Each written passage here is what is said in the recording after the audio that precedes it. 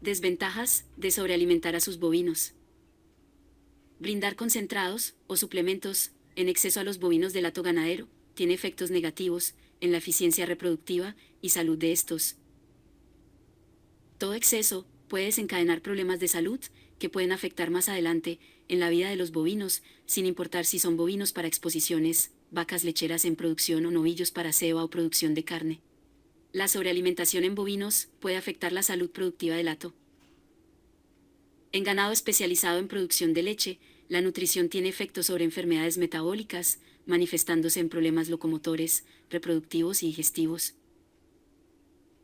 Colombia, un país ganadero por excelencia, tiene un 51% de preñez, un porcentaje demasiado bajo, y expertos lo atribuyen a la mala nutrición, y algo a recalcar es que no es por falta de alimentos, o porque las vacas aguanten hambre, más bien, es por exceso de minerales y concentrados, especialmente, exceso de proteína.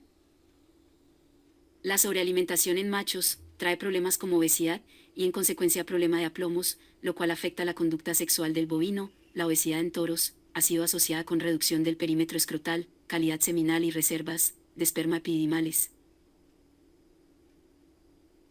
En las vacas lecheras, la sobrealimentación en el periodo seco conduce a un exceso al momento del parto y depresión de apetito posterior al momento del parto. Como consecuencia, las vacas lecheras de alta producción, estas condicionadas inevitablemente en ingresar al balance energético negativo, más conocido como VEN, más severo, comparado con vacas lecheras, que tienen un apetito de forma normal.